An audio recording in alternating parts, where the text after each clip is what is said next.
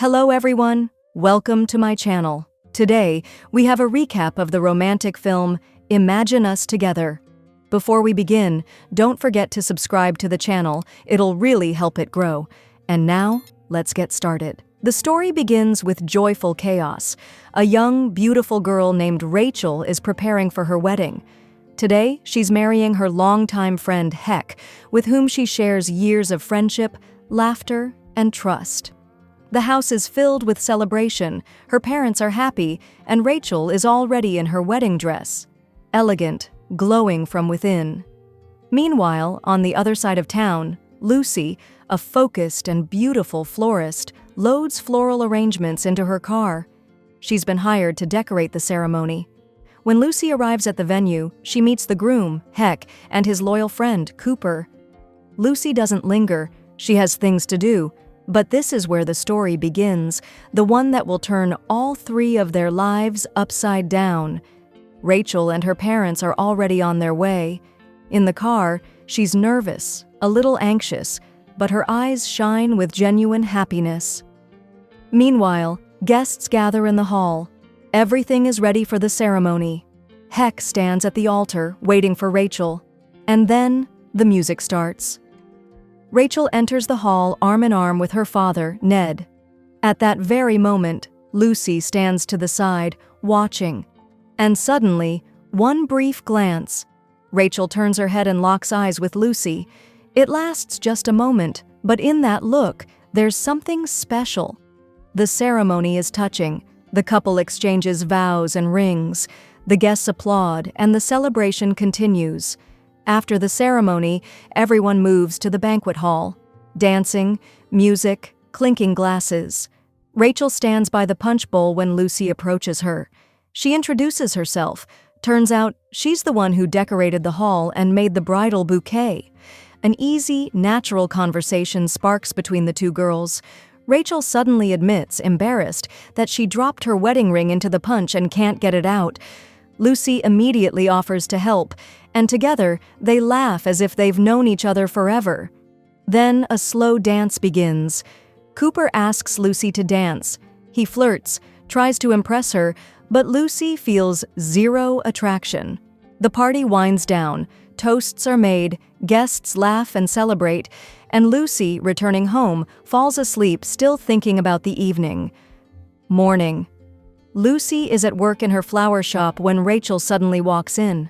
She came to personally thank her for the amazing decorations. While Lucy enthusiastically explains flowers to another customer, Rachel watches her closely. Her gaze already holds more than just gratitude. Unexpectedly, Rachel invites Lucy to dinner with her and Heck. Lucy is a little surprised but agrees. That same day, Rachel and Heck go to a furniture auction. There, Rachel mentions she invited Lucy to dinner and is thinking of inviting Cooper too. She thinks they might be a good match. Then, out of nowhere, she says that sometimes you look at someone and just know they'll be important in your life. But Heck brushes it off. He's focused on the auction. Friday evening arrives. Rachel and Heck prepare dinner. The doorbell rings. It's Lucy. She's holding a beautiful bouquet, a gift for the hostess. Rachel goes to the kitchen, leaving Lucy in the living room with Heck. In a casual conversation, he teasingly asks if Lucy is seeing anyone. Lucy answers bluntly, she's a lesbian. Just then, another ring. Cooper arrives. During dinner, unaware of Lucy's sexuality, Rachel keeps subtly hinting that Cooper and Lucy might be a good match. The conversation turns to how you know if someone is the one. Some say you know instantly, others believe love grows over time. After dinner, Heck mentions to Cooper that Lucy is a lesbian. Cooper, unfazed, smugly claims he could still seduce her. Meanwhile, Lucy and Rachel step out onto the rooftop. Rain falls over the city. They stand side by side under the awning, staring into the darkness. Rachel awkwardly apologizes for the awkward dinner. A special silence lingers between them, filled with something far deeper than just quiet. Later, Lucy and Cooper are escorted home. Cooper suggests grabbing a drink. Lucy agrees. At the bar, Cooper keeps flirting, but Lucy keeps her distance. He's not her type. The next day, Rachel and Heck go grocery shopping. Heck casually tells his wife to stop trying to set Lucy up with Cooper, since Lucy is gay. And right then, they bump into Lucy in the store. She's there with a friend. Everyone feels awkward and quickly scatters, as if something has been disrupted. Time passes. Rachel attends her younger sister's school presentation with her parents. And there, they run into Lucy. She was hired to decorate the hall. The lights dim, the presentation begins. Hay talks about space, her voice echoing in the dark, while Rachel and Lucy sit side by side. In the darkness, a magnetic pull builds between them. They're drawn to each other. Rachel leans closer, unable to resist. Their hands accidentally touch, a light, almost innocent brush. But then, the lights flash on. The audience erupts in applause. Everything returns to normal. Outside after the presentation, Rachel hesitantly tries to explain her feelings to Lucy but can't quite articulate them. Lucy deflects, as if afraid to acknowledge them, and says she has to go. The next day at work, restless, Rachel asks her coworkers if they believe in love at first sight. They all laugh. None of them do. But Rachel keeps thinking about Lucy. She can't tell if it's love or just fleeting attraction. To figure it out, she rents lesbian-themed movies. At home, absorbed in one, she doesn't notice Heck's return. Panicked, she shuts it off and hides the disc. Heck, curious, offers to watch together, but Rachel nervously refuses and leaves him alone. Soon, the town festival arrives. Heck and Rachel's father buy hot dogs, and Heck gathers the courage to confide in his father-in-law. He admits something feels off in his marriage, but Rachel's father warns him not to hurt her. Meanwhile, Rachel and Heck stand together, watching fireworks. Then, in the crowd, Rachel spots Lucy. She came with her mom. Seeing her, Rachel asks Heck to leave early.